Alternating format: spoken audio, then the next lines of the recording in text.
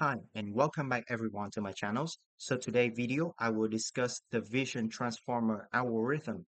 This is one of the important algorithm that we must know if we study about computer visions. The reason is that uh, we need to understand how the image actually processed inside of this VIT models because it is using at a part of some latest VLM models. So now let's delve into it, okay? Here is the outline of vision transformers. And before we delve into the vision transformer algorithm, I need to go a little bit the comparisons between CNNs and VIT. CNN is the foundations of computer visions in the past until now, and this is the undisputed thing. We can see many kind of well-known object detection models like YOLO or ResNet is rely heavily on CNN because CNN offers a fast real-time detection. It using what I call is the local filters, the weight sharing, and translation equivariance to learn the visual patterns really efficiently. And I will discuss this later.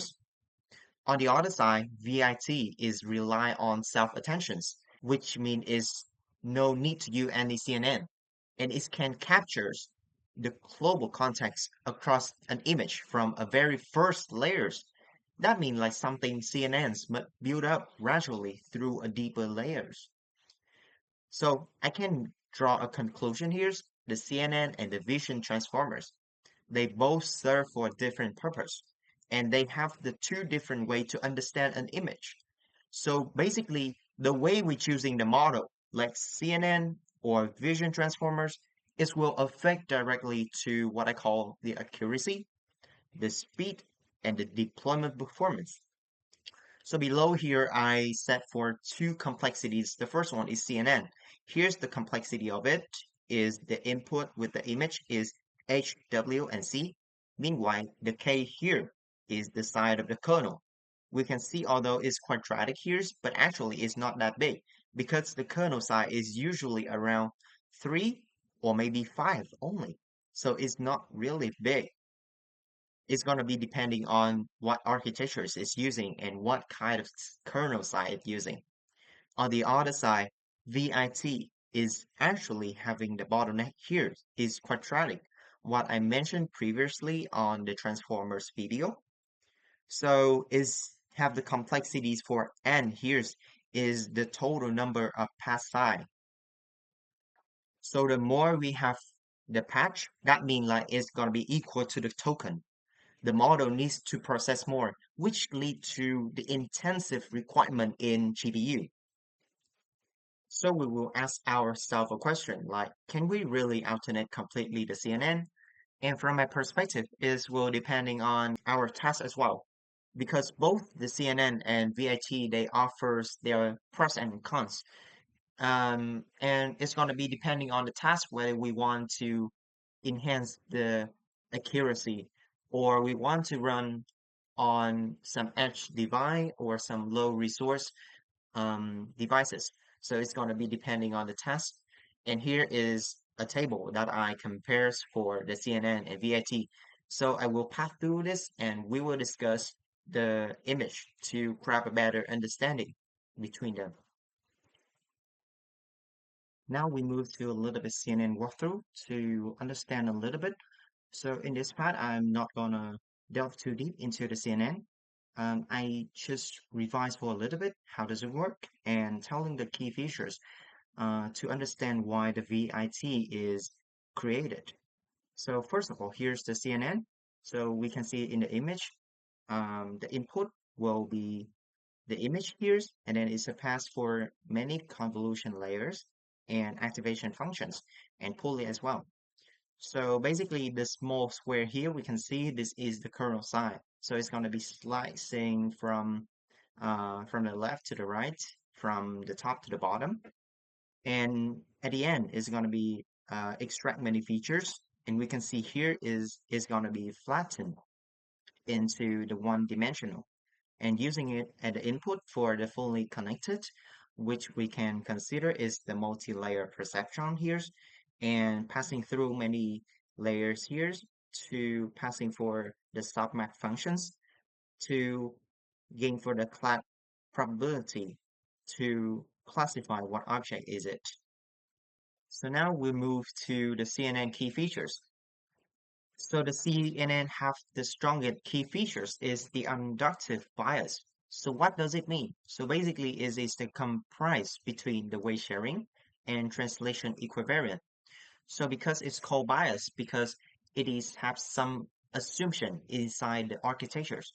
For instance, it is the small kernel with a size 3 and 3. So basically it traverses on image in order to doing some tasks like the object detections.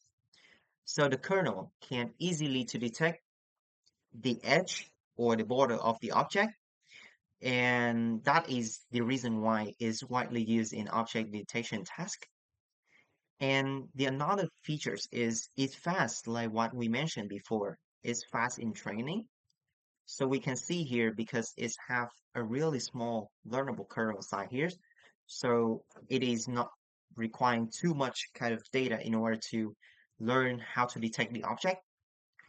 But later on, we need to ask ourselves question like we need to understand the whole object or we can understand it, not just simply detect. So can CNN really can do this best? So this is one of the things that is VIT aim to solve. That is understanding what I call is the global context of the image. So here is the vision transformers architectures. And this is the architectures that is coming from the original papers for the vision transformers. I cited it here. So here is how it works. So you look on the left side of the diagram, we can see here is the image. Instead of is using the kernel in order to do the feature extractions. Right now, it's cutted the image into many small patch like this, and then it's passing here. So each path will be treated like each token. So we can see the more we are having the smaller patch, that means like it's increase more the token. So now here's the token. The image then passed to the linear projections in order to turn it into the embedding value. After this, it will add the positional embedding in order to understanding the positions. So we can see this is kind of really equivalent or same to the transitions transformer architectures like this video on the left side you can see is here. So after this, after it's passing through the embedding, it's passed through the transformer encoders. And inside of it is going to be stacked many layer of it in order to do a deep understanding features of the image. And after this is passing through the MLP head in order to do some kind of predictions. And output here is the class or the predictions for the recognition task. So now here is the math equation of VIT architectures and how does it work. So first of all, the Z0, this is the input. So previously we discussed about diagram. The image is cut into many paths and passed through the linear projections. So here is the X with P. P is the patch, and here is the number of the patch. So N is the total number of path from the image. Y is using E here. So E is the weight metric, that is the linear projections to turn it into the embedding value. And X class here is acting as the special embedding value using for classification task is adding here. And each of the patch will be added the positional encoding here for every single path. And after we surpass for the Z0 here, it just only process one time. Then here is the loop and how does it work inside the encoders one. So L is the number of layers. So here below is the some kind of variant, model variant that they test. So assume I take for only 12 for easy understanding.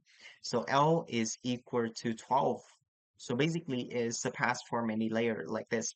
First of all, it's using the previous state. So assume this is layer 1. So 1 minus to 1 is 0. So it's tick for the input and then is also doing the residual branches here at the Z0.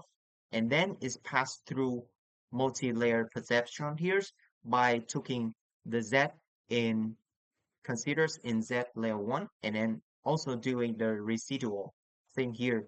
And then it's looped through 12 layers until it reached to the layer 12 here. And this is what actually working inside the encoded block. It passing through the layer norm and doing some attention inside, adding the residual and adding more layer normalization again, passing through the NLP and residual is looping until it's reached to the L layers based on these two math equations. So after the final layers is will adding the token state at index 0. It is extracted at the image representations here. And here is the VIT key features. The first one is the global self-attentions. So basically, like instead of CNN, it must be passing through many deep layers in order to understand the global context. So basically, VIT will treat for many kind of patches at the very beginning. They can interact to each others. So the model can really understand the context at the very first layers. And the next one is really long range dependency.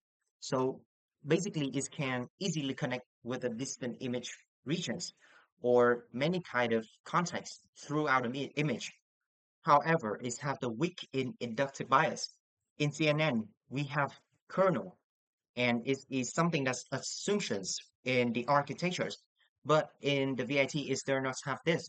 So that's the reason why VIT must require the large data set and really massive one in order to gain the better performance in the vision task. And it's having the plus is that the more we provided more data for vision task, the performance is will increase.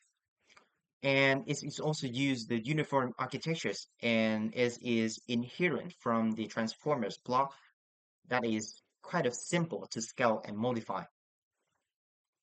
And this is a little bit kind of empirical study here. So basically, I will took for these kind of models.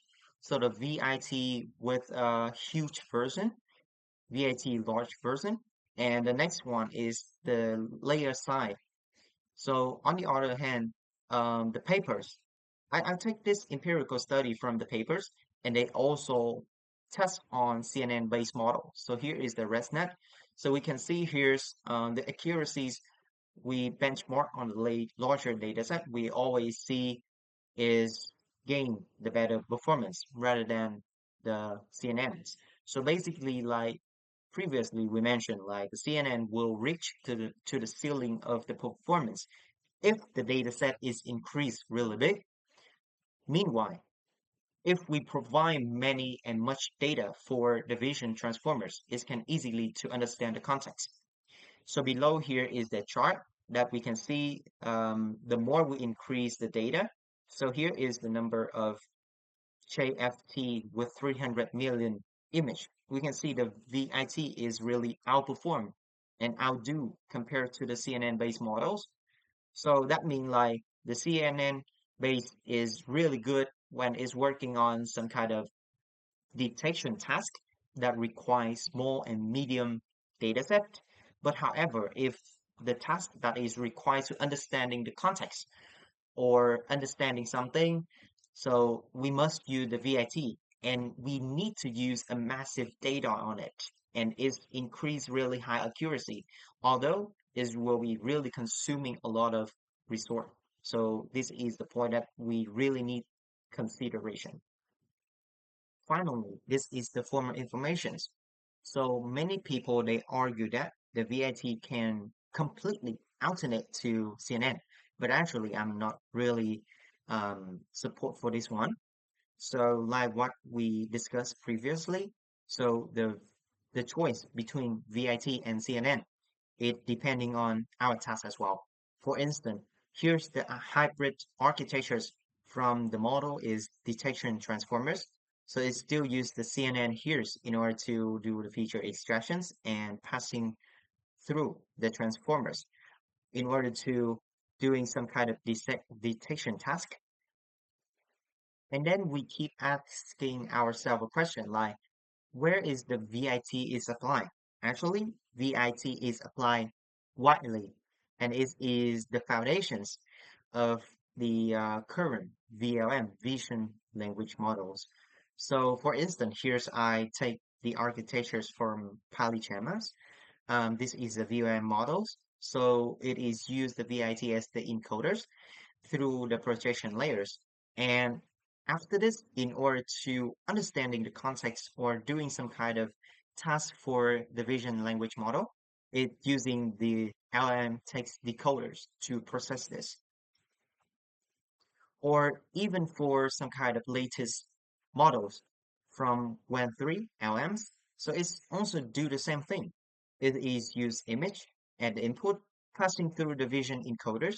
This one is using the encoders like VIT, and then it's also doing some kind of linear projection here and passing through the dense and MOE decoders to understand the context. Okay, so that is the end of the vision transformer today. So hopefully that you can grab some knowledge around this and understand how does it work. So the algorithm today, we understand it because it is the foundations and the platform that we can understand the further model like the VLM. And furthermore, the more we can understand it, we can know how the image is processed inside the models and is leading to more and more other papers and other research. And hopefully that you can understand and enjoy this video. And thank you for watching and see you next time. Goodbye.